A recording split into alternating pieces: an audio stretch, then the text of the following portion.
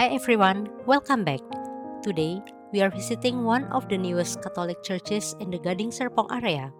I've been looking forward to coming here for quite some time because I've heard so many people talk about how beautiful this church is, especially its modern architecture and peaceful atmosphere. So, in today's video, let's explore this church together from the outside all the way to the Adoration Chapel, and along the way, I'll also share a few interesting facts and a little bit of in its history. Let's get started. Before we even take a closer look at the building, here's something that I think makes this church even more meaningful. Santa Perawan Maria Benteng Gading wasn't built simply because someone wanted to create another beautiful church. It was built because the Catholic community around Gading Serpong kept growing year after year. For many years, a lot of Catholics living in this area attended Mass in Santo Laurentius Parish. As more families settled here, the need for another parish church becomes more and more obvious. The land for this church was purchased back in 2011, but turning that dream into reality wasn't easy. It took years of planning, fundraising, and support from thousands of parishioners. Every donation, no matter how big or small, helped move the project one step closer. Construction officially began in 2021, and today, this church stands as a beautiful reminder of what a community can accomplish when everyone works together with faith and hope. Personally, I always enjoy learning stories like this because they remind us that every church has its own journey. We usually admire the finished building, but behind it are years of sacrifice, prayers, and countless people who quietly gave what they could to make it happen. Now, let's finally start exploring. The first thing that really caught my attention is the exterior. The design is definitely modern, but it still feels like a church the moment you see it. Instead of using lots of decoration, the architect chose clean lines, open space, and simple shapes that give the building a very elegant appearance. I also like how welcoming the entrance feels. The church doesn't look intimidating or overwhelming, it simply invites you to come in. As we slowly walk toward the main entrance, one of the first things that catches my attention is this beautiful statue of the Blessed Virgin Mary holding the child Jesus. Take a closer look, and you'll notice that the child Jesus is holding a globe topped with a cross. This symbol reminds us that Christ is the King of all creation and that His love extends to the entire world. Another beautiful detail is the crown of 12 stars behind Mary's head. This imagery comes from the book of Revelation, where St. John describes a woman clothed with the sun, with the moon under her feet, and a crown of 12 stars on her head. Throughout Catholic tradition, these 12 stars have become a familiar symbol of the Blessed Virgin Mary and her special role in God's plan of salvation. I think it's wonderful that this statue welcomes everyone before they enter the church. It's a gentle reminder that Mary always leads us to her Son. Before we even step inside, we are invited to pause for a moment, quiet our hearts, and prepare ourselves to encounter Christ.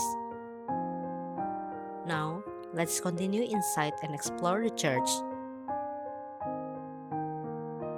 Walking through the entrance, the first thing I noticed was how spacious everything feels. The interior has a very clean and open design, and your eyes naturally focus on the sanctuary.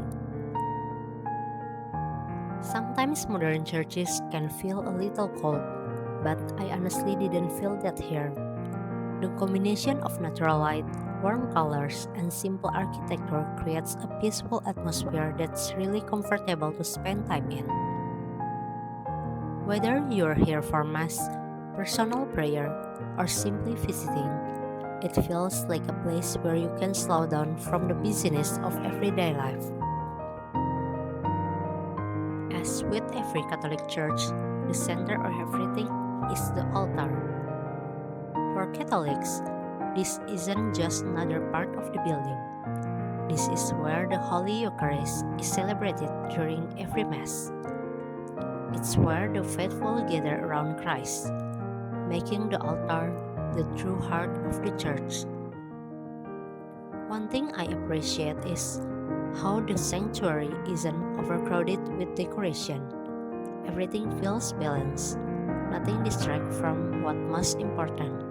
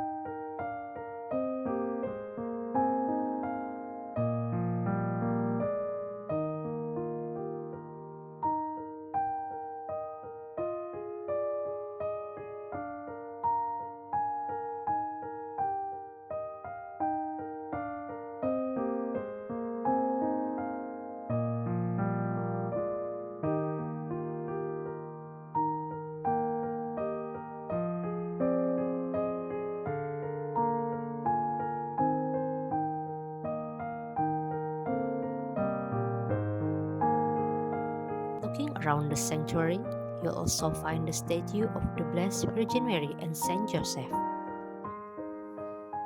Mary has always held a special place in the hearts of Catholics.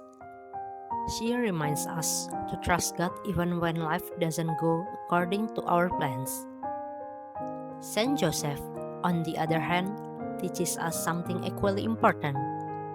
Even though scripture records very few of his words, his actions speak loudly. He protected his family, he trusted God, he worked faithfully, and because of that, he continues to inspire fathers, husbands, and families all over the world.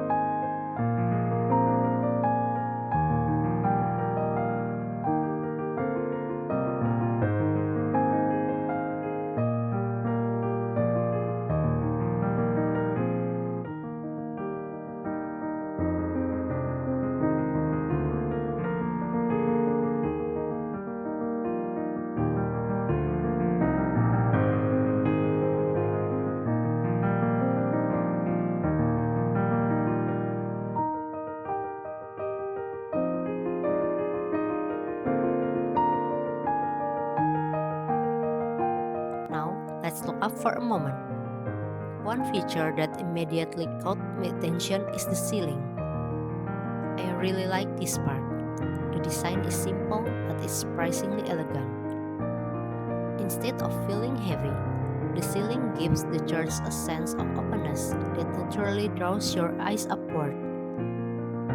It's one of those details you might not notice right away, but once you do, it becomes one of the most memorable parts of the church. Another thing I found really interesting is how natural light is used inside the building. If you look carefully, the light entering from the left side has a beautiful green tone. Meanwhile, the right side is filled with warmer yellow light. As the sun moves throughout the day, these colors change the atmosphere inside the church. It's a subtle design choice, but it gives the interior a unique personality. imagine that every visit feels a little different depending on the time of the day. Looking up once again, you'll also notice the mezzanine level. Besides adding extra seating for parishioners during busy masses, it also gives visitors another perspective of the church. From up there, you can really appreciate the symmetry of the interior and see how thoughtfully everything has been arranged. It's another reminder that this church was designed with the future in mind, allowing more people to gather together as the community continues to grow.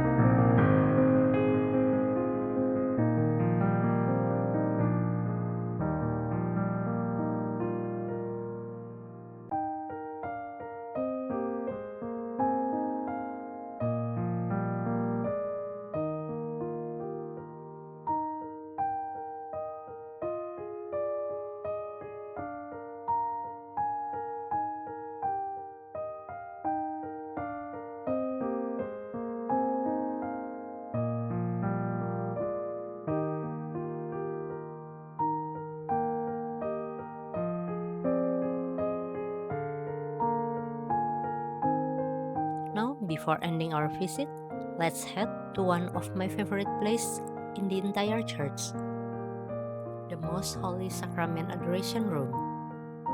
The atmosphere changes the moment you enter. Everything becomes quieter, slower, more personal.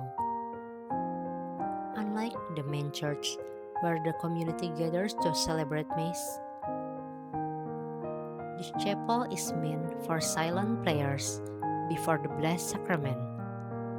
For Catholics, this is one of the most precious places inside any church because Jesus is truly present in the Eucharist. Whether you are praying for your family, asking for guidance, giving thanks, or simply sitting quietly after a long day, this is a beautiful place to spend time with Him. Personally, I think every pilgrimage should include at least a few quiet minutes in an adoration chapel. Sometimes we spend so much time taking photos, recording videos, and admiring beautiful architecture that we forget the real reason churches are built in the first place. They are places where we encounter God. And I think this chapel reminds us of that in a very simple but powerful way.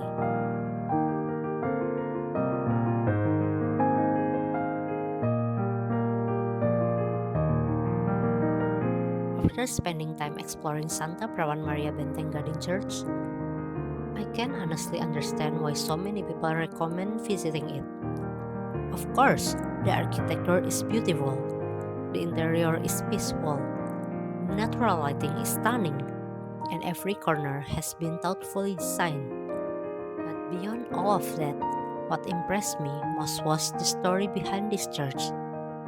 The story of a growing Catholic community, years of preparation, thousands of generous hearts, and one shared dream that eventually became reality.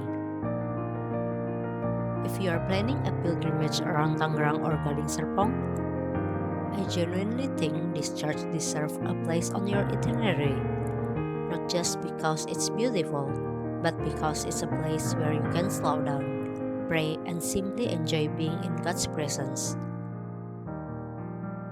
I hope you enjoy walking through Santa Perawan Maria Benteng Gading Church with me today. If you did, don't forget to like this video, subscribe to the channel, and share it with your family and friends so more people can discover beautiful Catholic churches here in Indonesia. Thank you so much for joining me on this journey. God bless you always, and I'll see you in the next pilgrimage.